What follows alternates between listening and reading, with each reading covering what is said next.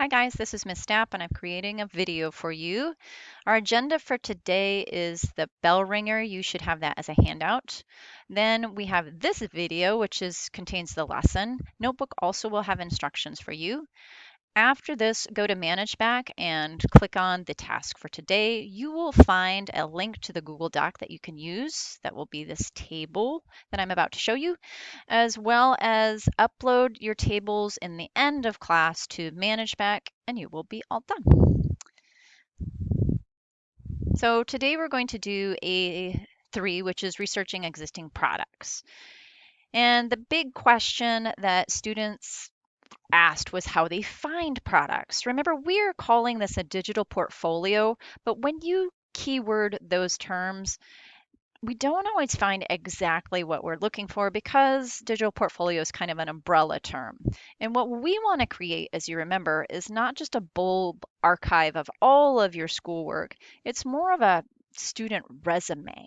So maybe try terms like digital student resume or personal website resume with academic achievement. And then you will get closer to what we're trying to create. So vary your keywords, try a couple different things and see if you can get a product that seems similar to what we want to create based on some of the critiques that we've done of Bulb as well as other student portfolios. How do you know what to put in your table? Remember, we're always guided by Access FM and thinking holistically about all of a product. You also have done some research in A2 that might have given you ideas about critical features, and you have done some exploration through that video series of things that are important to website design. Use all of those ideas to analyze the products that you decide would be something like your client might need or something that you think you might need and would like to create for students that are trying to get into the school of their choice. Another thing that I created for you was a list of my own ideas based on some exploratory research, and those might give you some ideas of the components that you can break down in these products and look at in order to come up with the best product for your client. I also have an exemplar here. What I want you to know about this exemplar is you shouldn't be writing paragraphs in this table. As you can see, I would like you to include bullet point lists because it's very easy to see aesthetics and then those colors below the aesthetics and the style and the shape choices and not even have to read it very closely. It's much harder to understand this if you wrote it in paragraph form. So make it something very useful for you to quickly sift through and be able to pull out those elements that are going to be important for your product development. You should really be able to finish one of these product tables in about 25 minutes. If it takes you longer than that, you're spending too much time doing something. Is that it is hard for you to find other products to research? It might take you a little longer the first time, but after that, you should find some keywords that help you come up with about 3 products that you can very quickly analyze. Are you spending too much time writing the existing product analysis? These should be short. They should be bulleted, just the descriptive words that give us information about the details of each element. Is it taking you too much time to write all the details about the elements? Again, like I said, use bullet points. Don't write sentences. Is it taking you time to decide what elements you should include?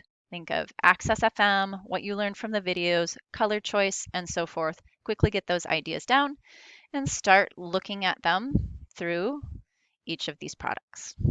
All right, I've given you an exemplar here that you can use on Notebook. I want an image of the home page that also shows you the navigation system. Again, that should be the most important place on any person's website resume is what they see, is what is seen first when you go to the home screen. Underneath it, you can see I have figure 1 and I've created caption. This is in MLA format. I have included those instructions below. In the next row, I have created a title as well as my in-text citation. This is treated as a report, and your full citation will be in the works cited or bibliography at the end of the criterion.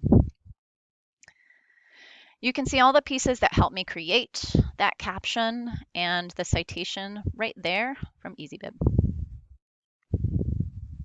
Remember, you never have to use all of Access FM, only include those that are important to your product development. At the end, you'll see there's an analysis paragraph. You are required to pull out 2 elements and analyze them in a paragraph form. It's a short paragraph. Don't make this very long.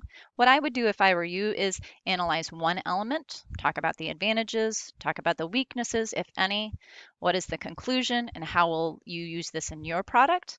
And then I would go on and do the second so it doesn't become confusing. So potentially it's 2 paragraphs. You can see I've included 1 element analysis here. Okay, they are very short. You can use this prompt by prompt to work you through this short paragraph. Again, you have to do an analysis of 2 elements. What you see on the screen is just 1. At the end, you will do a paragraph, much like we did in A2, where we state how you determine what existing products would help you on your design, state why they're relevant, summarize how you chose those elements to consider, and summarize how you selected components to analyze, those 2 that you pulled out. Okay, that is also a very short paragraph, and it will actually be, when you turn this in, above your 3 tables, and be an introduction. All right, so I have just gone to Manage Back, and as you can see here, there's a link at the top, A3 Google Doc. I have the Google Doc open. There's the paragraph, and here are your tables.